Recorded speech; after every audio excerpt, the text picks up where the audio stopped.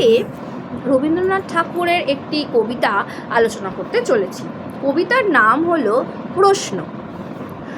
ভগবান তুমি যুগে যুগে দূত পাঠায়েছ বারে বারে, দয়াহীন সংসারে তারা বলে গেল ক্ষমা করো সবে, বলে গেল ভালোবাসা অন্তর হতে বিদ্বেষ বিষ নাশো, বরণীয় তারা স্মরণীয় তারা তবুও বাহির দ্বারে, আজি দুর্দিনে ফিরানু তাদের ব্যর্থ নমস্কারে।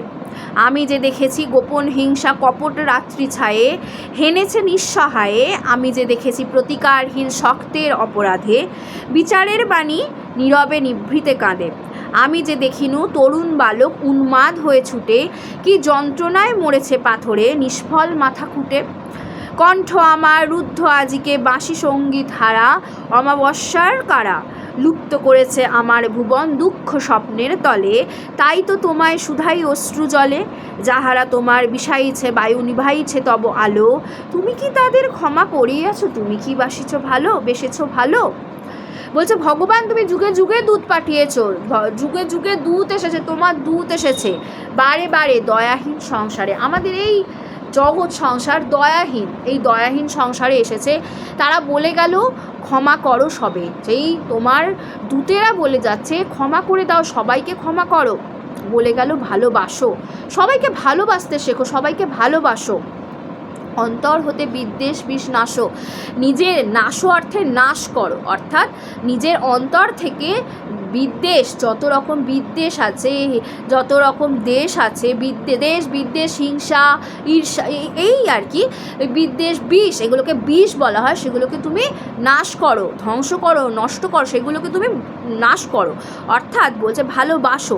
বরণীয় তারা অর্থাৎ বরণ করো সেই মানুষগুলোকে, স্মরণীয় তারা যাদেরকে বরণীয় তারা স্মরণীয় তারা তবুও বাহির দ্বারে, তবুও তো তারা বাহিরে বাইরে, যারা বরণীয় যারা স্মরণীয় তারা বাইরে বাহির দ্বারে, আজই দুর্দিনে ফিরানু তাদের ব্যর্থ নমস্কারে। আজকে এই দুর্দিনে তোমার কাছে তাদেরকে ফিরিয়ে দিচ্ছি, ব্যর্থ নমস্কার, সেই নমস্কারটা ব্যর্থ কিন্তু তাও তোমার কাছে ফিরিয়ে দিচ্ছি। আমি যে দেখেছি গোপন হিংসা কপট রাত্রি ছায়ে, হেনেছে নিঃসহায়। আমি তো দেখেছি গোপন হিংসা, মানুষে এত হিংসা যে বলার কথা নয়, সেই গোপন হিংসা কপট রাত্রি ছায়ে, হেনেছে নিঃসহায়, অর্থাৎ মানুষ যেখানে সহায় সম্বলহীন সেখানে হিংসা কোথায়? হিংসা থাকার কথা নয়, তবু সেখানে হিংসা, সকলেই নিঃসহায়।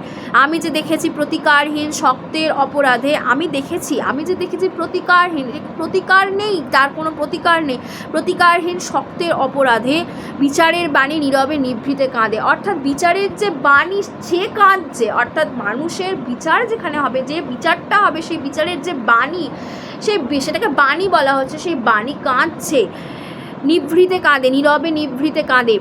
আমি যে দেখিনু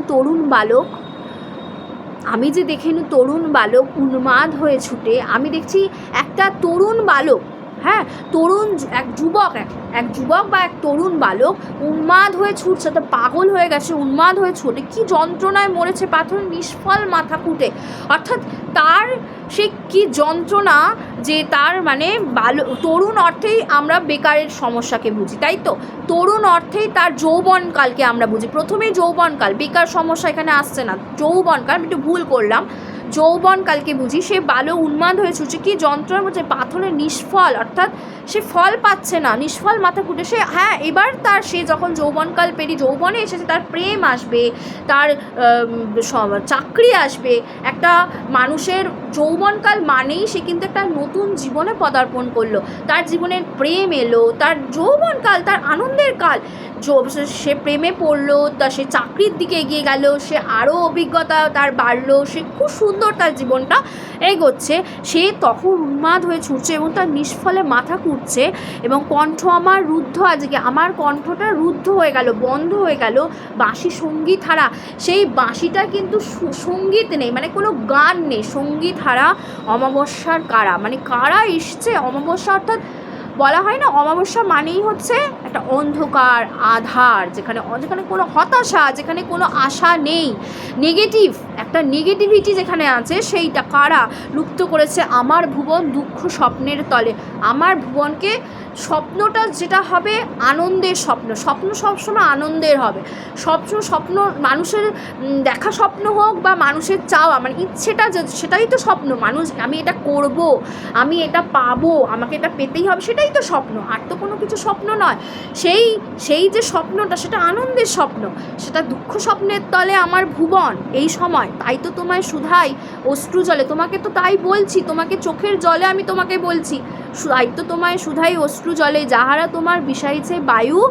ভগবান, কবি বলছেন এখানে, ভগবান যারা তোমার বায়ু বিষিয়ে দিচ্ছে, তোমার সৃষ্টি করা এই জগতে, তোমারই তৈরি করা সৃষ্টি করা এই বায়ু বিষিয়ে দিচ্ছে, নিভাইছে তব আলো, তোমার দেওয়া আলোই তারা নিভিয়ে দিচ্ছে। অর্থাৎ তাদের নিঃশ্বাস প্রশ্বাস থেকে এত বিষ নির্গত, অর্থাৎ হিংসা দেশ বিদ্বেষ এত হয়ে গেছে যে তাদের বায়ু একদম দূষিত হয়ে যাচ্ছে এবং আলো নিভিয়ে দিচ্ছে, মানে আশার আলো নিভিয়ে দিচ্ছে, মানুষের জীবনের আশার আলো নিভিয়ে যাচ্ছে।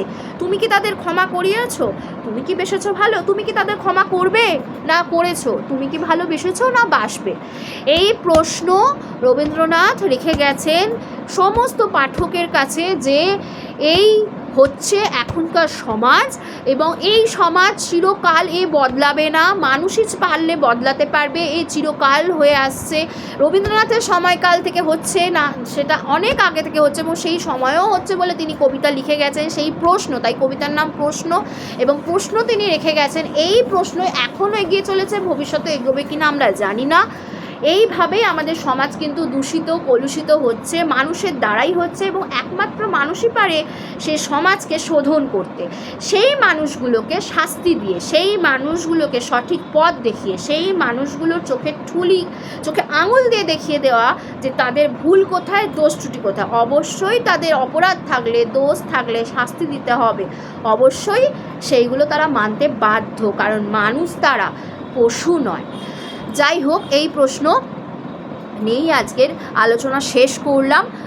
যদি ভালো লেগে থাকে অবশ্যই চ্যানেল সাবস্ক্রাইব করে বেল আইকন দিও। আজকে এই পর্যন্তই। Thank you. বন্ধুদের সাথে লাইক করে শেয়ার করে দিও, কমেন্টে জানিও তোমাদের কেমন লাগছে। আজকে তাহলে এই পর্যন্ত, ধন্যবাদ।